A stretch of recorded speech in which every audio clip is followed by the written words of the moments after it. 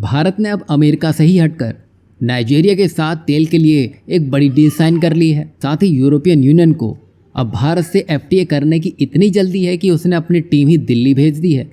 साथ ही यूक्रेन के प्रेसिडेंट अब भारत पर ही सीधा निशाना साध रहे हैं और ये कह रहे हैं कि डोनाल्ड ट्रंप ने जो टैरिफ लगाए हैं वो बिल्कुल सही है। अपडेट्स पर ध्यान दें तो हर बार ये देखने को मिला है कि जब भी भारत अपने पैरों पर खड़े होने की कोशिश करता है तो दुनिया के कुछ ताकतवर देश भारत को गिराने का कोई मौका नहीं चूकते हैं। लेकिन भारत की जड़ें अब इतनी मजबूत और गहरी हो चली हैं कि ट्रंप के टैरिफ इस बार भारत को नहीं गिरा सकेंगे। वहीं हाल ही में भारत ने अमेरिका से तेल खरीदने के बजाय सीधा नाइजीरिया और मिडिल ईस्ट से ही सस्ता क्रूड ऑयल उठाने का फैसला कर लिया है। यही वजह है कि भारत की इंडियन ऑयल कॉरपोरेशन ने नाइजीरिया से 20 लाख और मिडिल ईस्ट से 10 लाख बैरल तेल खरीदा है। इससे ये तो साफ हो चला है कि भारत किसी एक देश पर तो निर्भर बिल्कुल नहीं रहेगा और अपनी ऊर्जा ज़रूरतों के लिए किफ़ायती और रणनीतिक विकल्प भी तलाशेगा, जिससे अमेरिका को ये एक बड़ा झटका है। इसी के साथ ही अब यूरोपियन यूनियन की टीम दिल्ली पहुंच चुकी है, जहां डोनाल्ड ट्रंप के 50% टैरिफ के असर को कम करने की तैयारी की जा रही है। और इसको और पुख्ता करने के लिए 12 सितंबर को वाणिज्य मंत्री Piyush Goyal European trade commissioner से मिलने जाएंगे, ताकि इस डील को पक्का और इसमें प्रगति और तेज़ी से लाई जा सके। आपको बता दें कि यहाँ भारत और यूरोपियन यूनियन का व्यापार जो 2023 और 2024 में 137.41 बिलियन डॉलर रहा है, जिसमें अगर ये ट्रेड डील फाइनल हो जाती है तो इन नंबर्स में और बढ़ोतरी देखी जा सकती है।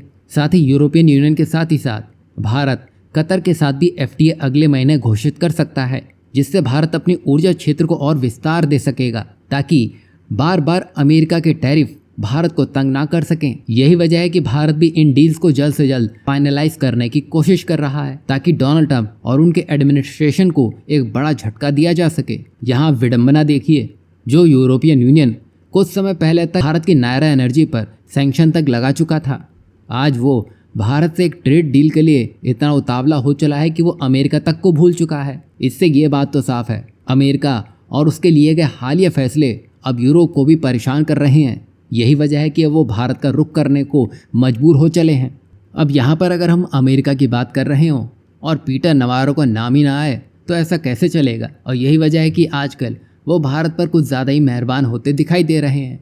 और हाल ही में कुछ ऐसा हुआ है जहाँ पीटर नवारो ने भारत पर आरोप लगा दिए हैं कि वह रूस से तेल खरीद कर उसे युद्ध में मदद कर रहा है। लेकिन ट्विटर के फैक्ट चेक ने यह साफ कर दिया है कि भारत का आयात पूरी तरह वैध है और वो उसकी ऊर्जा ज़रूरतों के लिए है, ना कि रूस को फ़ायदा पहुंचाने के लिए। विडंबना ये देखिए कि अमेरिका खुद भी रूस से व्यापार करता है और असल में नवारो की परेशानी यही है कि अब उनके दावों को अमेरिका में ही चुनौती मिलने लगी है, इसलिए वो घूम फिर कर भारत पर ही आरोप मढ़ने में लगे हैं। यहाँ आपको क्या लगता है, क्या भारत को दुनिया की आलोचना की परवाह करनी चाहिए या सिर्फ अपने नेशनल इंटरेस्ट पर ध्यान देना चाहिए? इस पर अपनी राय ज़रूर दीजिएगा। वहीं नाइजीरिया और भारत की दोस्ती से किस देश को सबसे ज़्यादा झटका लगेगा, अमेरिका या फिर चीन? क्योंकि यहाँ हमें ये नहीं भूलना चाहिए कि चीन भी अपनी जड़ें अफ्रीका में मजबूत करने में लगा है। अगर भारत की यहाँ एंट्री हो जाती है तो ये चीन के लिए भी चुनौती साबित होगा। लेकिन जैसा कि हाल ही में हमने देखा कि चीन को अभी भारत की ज़रूरत है, तो वो भारत के इस कदम पर ज़्यादा ध्यान नहीं देगा। इस पर आप अपनी राय क्या रखते हैं, ज़रूर बताइएगा। वहीं दूसरी तरफ अब यूक्रेनी राष्ट्रपति ज़ेलेंस्की भारत को लेकर भी ऊट पटांग बयान देने में लगे हैं, जहां उन्होंने इस बात साफ कह दिया है कि अमेरिका ने जो भारत पर टैरिफ लगाए हैं वो बिल्कुल सही है। और उन्होंने कहा है कि रूस की ताकत तेल और गैस में है, जिसके लिए उसे रोकना ज़रूरी है। और उन्होंने ये भी कहा कि एससीओ में जो कुछ हुआ, पीएम मोदी, पुतिन और शी जिनपिंग साथ आए हैं, ये भी इसी शक्ति का नतीजा है। ज़ेलेंस्की अब यहाँ भारत को सीधा सीधा टारगेट कर रहे हैं, मतलब यहाँ वो अमेरिका को ही सपोर्ट करते नजर आ रहे हैं।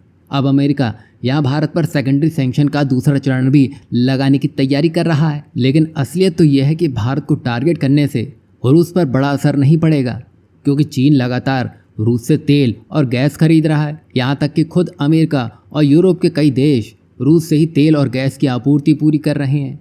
और इस पूरे खेल में असली फ़ायदा तो रूस और चीनी उठाने में लगे हैं, जबकि यहाँ भारत और अमेरिका के रिश्तों में खटास आ रही है। यहाँ आपको क्या लगता है, भारत को अब चुप रहना चाहिए या भारत को भी अमेरिका यूक्रेन के गठजोड़ पर खुलकर जवाब देना चाहिए?